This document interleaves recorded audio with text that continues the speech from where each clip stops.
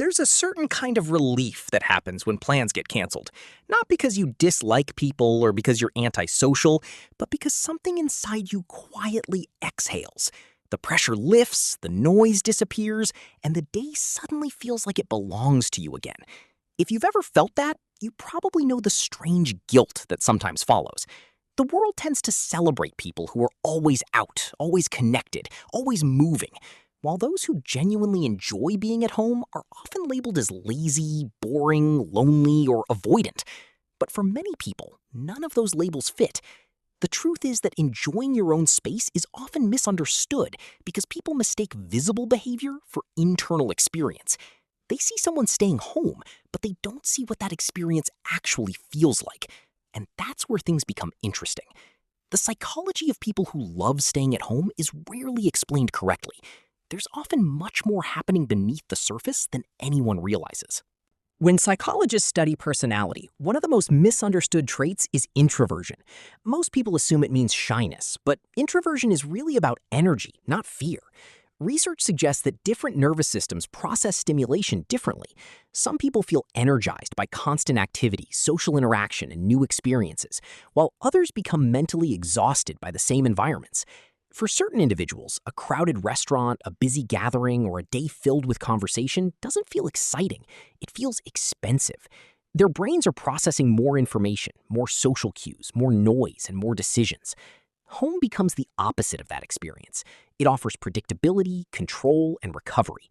It's one of the few places where the nervous system can finally stop monitoring everything around it. Many people who love staying at home are not running away from the world. They are simply recovering from it. Often, this pattern develops long before adulthood. A child who grows up in a chaotic or unpredictable environment may learn to value stability more deeply than others. If emotions, tension, or expectations felt difficult to predict, the brain adapts by becoming more alert and aware of its surroundings. Over time, home can become more than a location. It becomes a place where the body feels safe enough to relax. Even people with healthy childhoods can develop a similar preference through years of stress, burnout, demanding jobs, or constant social performance. The brain naturally moves toward environments where it feels regulated and secure. This doesn't mean staying home is better than being social, just as enjoying social activity isn't better than enjoying solitude. Different people are wired differently. Some discover themselves through interaction, while others discover themselves through reflection. Both experiences are equally human, and neither deserves judgment. What surprises many people is that loving solitude doesn't necessarily mean avoiding connection. In fact, many home-loving individuals value connection so deeply that they become selective about where they invest their energy. They often prefer meaningful conversations over constant interaction, and a few close relationships over dozens of casual ones.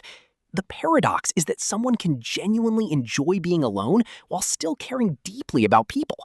Solitude and loneliness are not the same thing.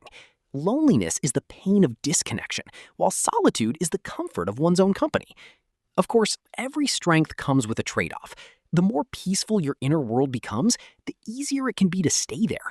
Sometimes restoration can slowly become avoidance, not because something is wrong, but because comfort is persuasive. The important question is not whether staying home is good or bad, but why it feels meaningful to you. And if you've spent years wondering why home feels so deeply comforting while others don't understand it, there may be nothing wrong with you at all. Your experience makes sense. Your preferences make sense. What looks like withdrawal from the outside can sometimes be self-connection on the inside. A quiet, deeply human way of creating peace in a world that often asks for more than your nervous system wants to give.